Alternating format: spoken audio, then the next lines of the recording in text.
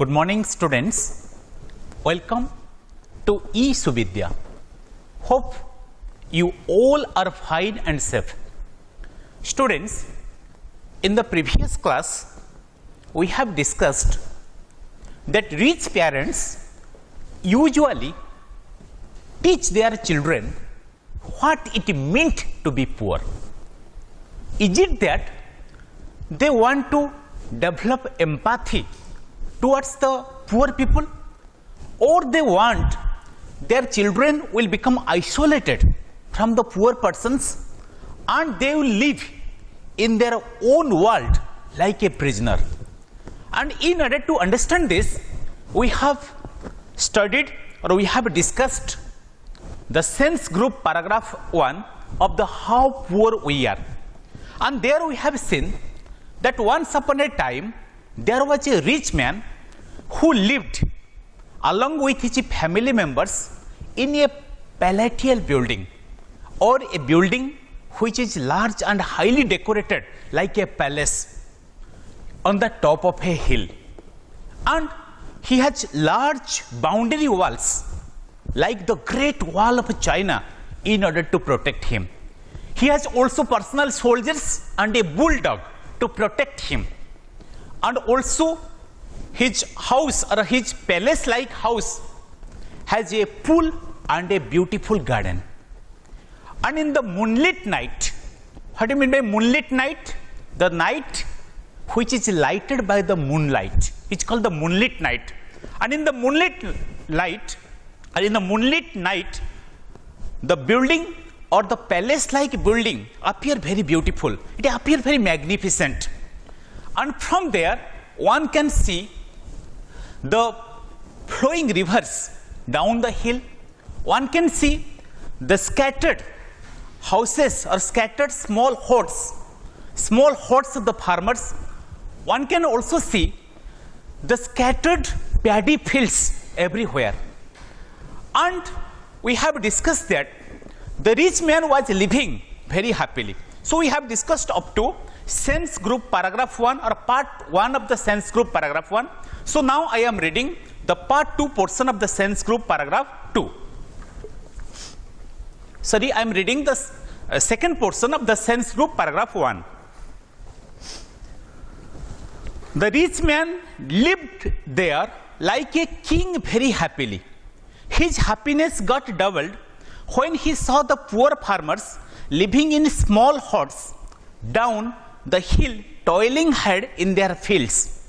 His only sorrow was that his only son did not like all his richness and glamour.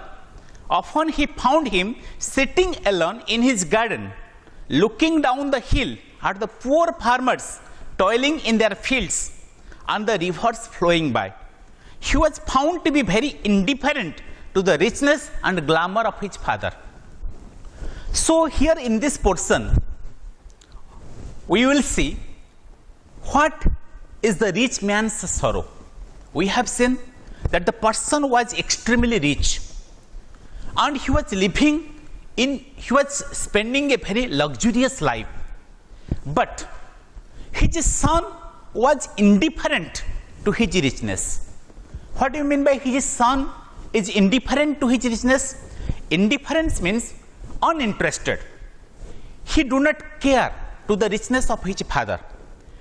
And there we have seen that what beauty the building or how the building appears whenever in a moonlit night. And we will see here what happens to the building or how the building looks in a moonless night.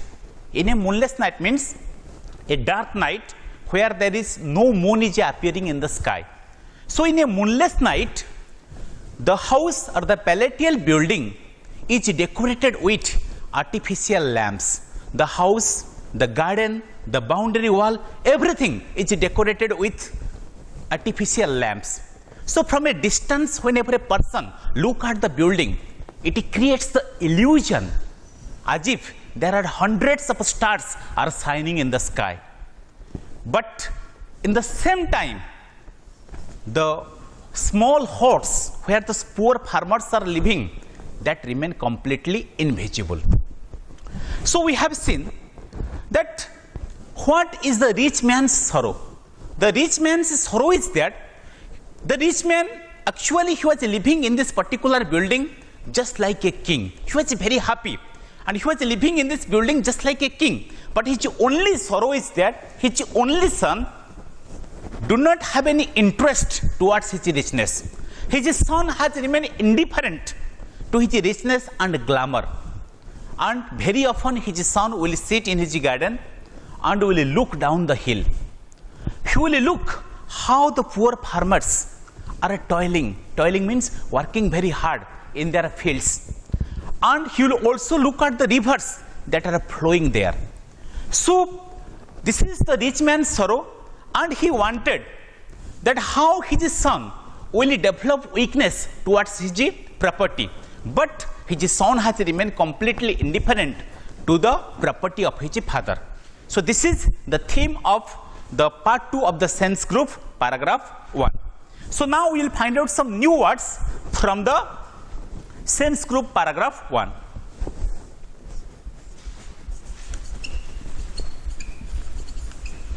The first word is dazzling.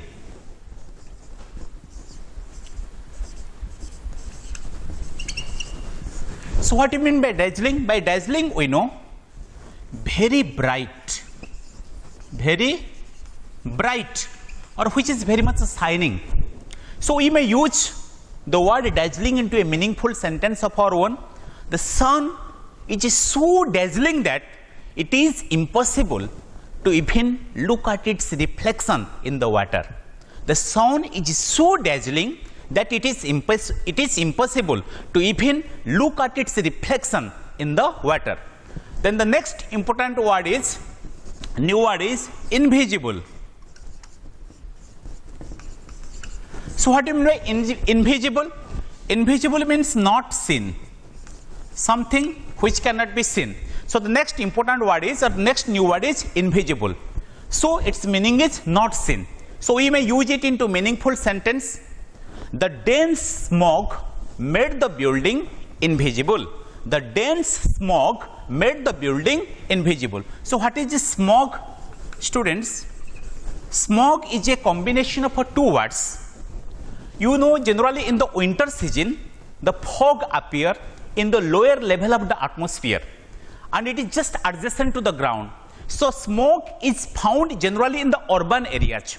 Take for example, in the urban areas, the pollution is very high. So smoke is a combination of two words, smoke plus fog. Smoke plus fog. We have taken from here SM, and here we have taken OG. So combined together we have created the word smog. Okay, so it is a combination of a smoke and fog. Generally in industrial towns like in Odisha, Talcher, dense smog is found. Or in urban areas where the vehicular traffic is very high, you can find the smog there. Okay, so we have used the word invisible. Invisible means not seen. The smoke made the building invisible. Then the next important word is toiling. Toiling means doing hard labor.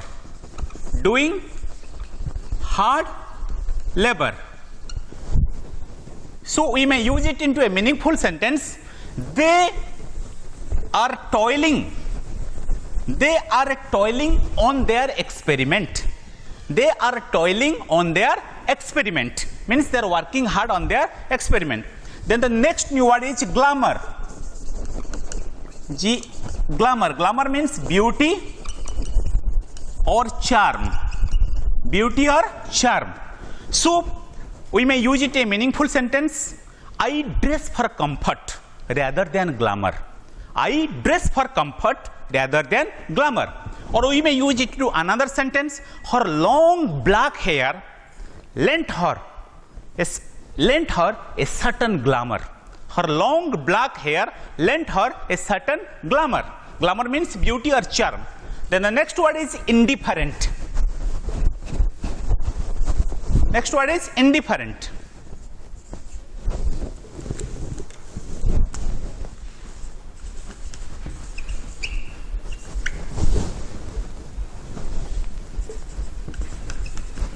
Indifferent means uninterested. Uninterested or not caring or concerned.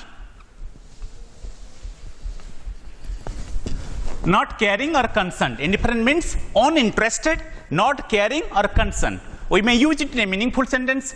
People have become indifferent to the suffering of others. People have become indifferent to the suffering of others. And the last word is richness.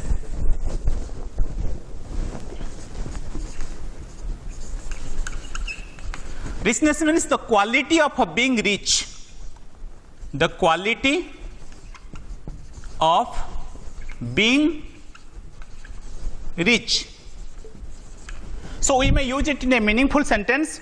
We should not begrudge our neighbor's richness. We should not begrudge our neighbor's richness. So students, today we have completed the sense group paragraph 1. So you read the sense group paragraph 1 carefully and try to find out the new words and try to use these new words into sentence of your own. Thank you. Have a nice day. See you in the next class.